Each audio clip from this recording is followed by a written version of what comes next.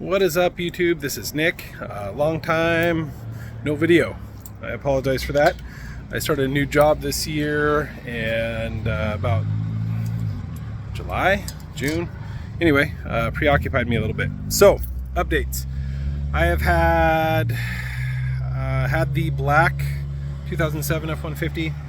I sold it this last March for a 2015 5.0 F-150 with a Coyote motor.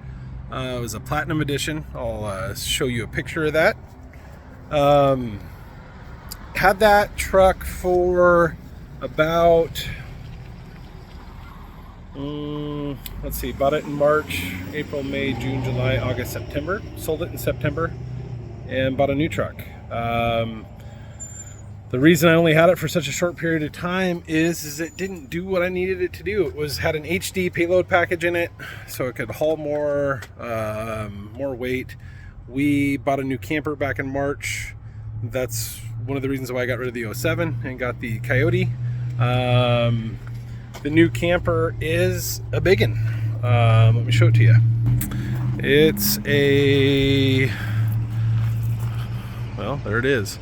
It's a Outdoors RV Mountain Series. It is the 23 DBS. So we like to travel a lot, all different. And with the camper that we had a 24-foot Jayco. It was only 7 foot in width. It was really light, but with it being light, it didn't do well in inclemental weather. Where we live in the summer, it gets 110 degrees consistently. We like to go up the Snake River up to Hell's Canyon and camp up there and fish and swim all day, and then go back to the camper at night, and it never would cool down. The AC running at night, maybe 2 or 3 in the morning, it would cool down enough to where it was enjoyable. This camper has got massive insulation. It's got double pane windows throughout the whole thing. I think it's got 3 layers of insulation on the roof, but it's heavy. So the other one was like 3,800 pounds, 4,000 pounds empty. This one is 3,751 empty, right at 10,000. Holds 80 gallons of water. Our other camper only held 26. Did a bigger truck. I towed this camper about 150 miles.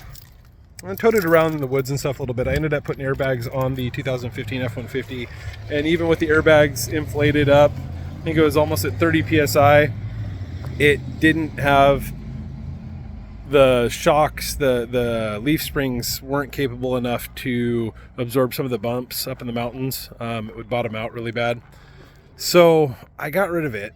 I was talking to the wife.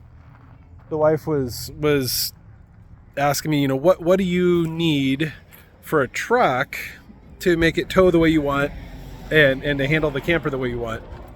And I was going through a list of stuff that needed to do to the F-150. Put a lift on it and some offset rims and tires so it had a little bit wider stance.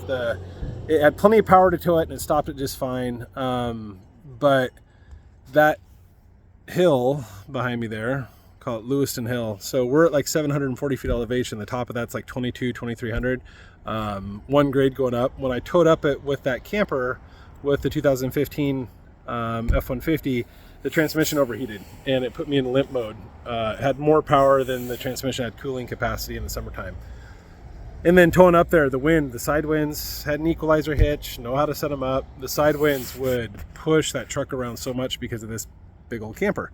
So it wasn't comfortable. And my wife and 2 boys have celiac disease, so when we do travel, we take our camper because it's easier and safer to deal with food options with our own camper than it is to stay in a hotel and try to figure it out. We did that a few times, brought a cooler with and had sandwiches and stuff, and then tried to find dinners, and just not worth it. So my wife's family lives in Seattle. We go over there quite a bit.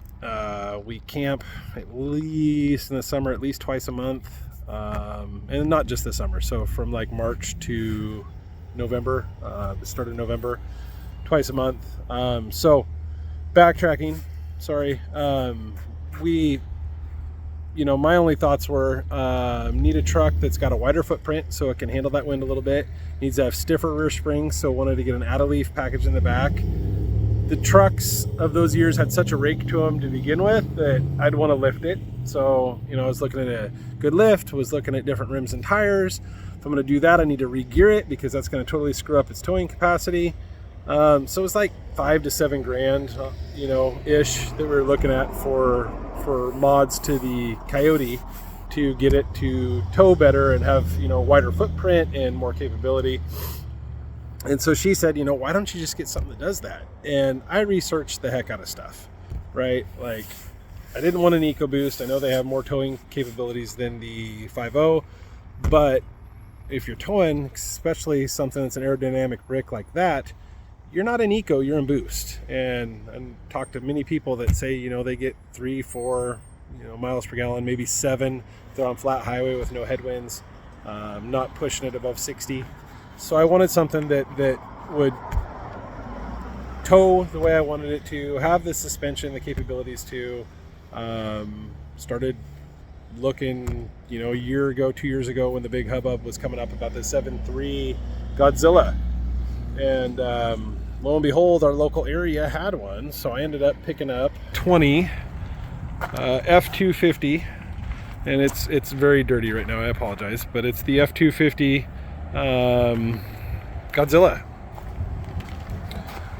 And her nickname is Blue. It's the Lariat package, as you saw.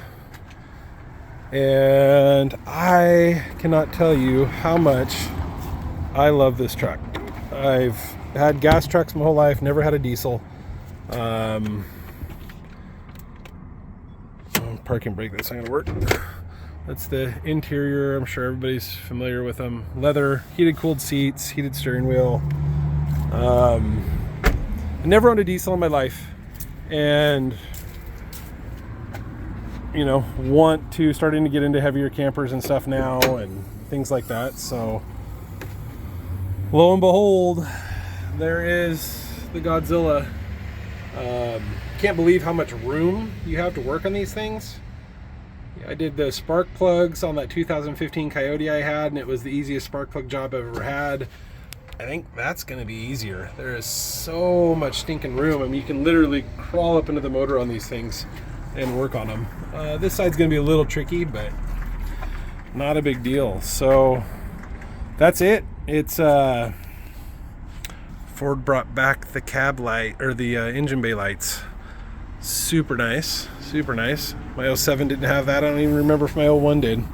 But anyway, love this truck. It tows so good. It's got so much power, so much low end power. I think at like 1,000 to 1,500 foot, or 1,000 to 1,500 RPMs. It's got over 400 foot-pounds of torque. So it's just, it's incredible. It's incredible. It does the 430 gears on it, which bump it up to the 3,000 pound payload capacity, $29.99. The axle code is the 4M. And if you look that up, it gives it the 430 gears. With that, incredible. When it's in its higher gears, like third, fourth, fifth, sixth, seventh, when it shifts, it's only about 150 to 200 RPMs per shift. I love it. So, you know, a lot of trash talking online about these trucks that I see and I read. I've put 12,000 miles on it since I bought it. Not a single problem. The only thing that Blue cares about is going by a gas station without stopping to get a drink. I get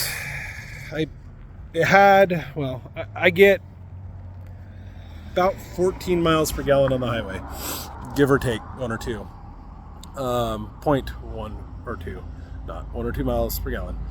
I was getting almost 15 when I had the factory Valance air dam on the front. We were up hunting in the Blue Mountains around here and some deep snow, and it broke off that Valance. Didn't break it off, but it cracked it really bad, so I put a trimmer Valance on the front, and I lost 1 mile per gallon on the nose doing that.